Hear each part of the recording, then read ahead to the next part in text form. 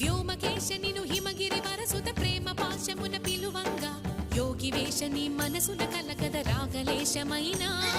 హే మహేశని భయద పదాహతి దైత్య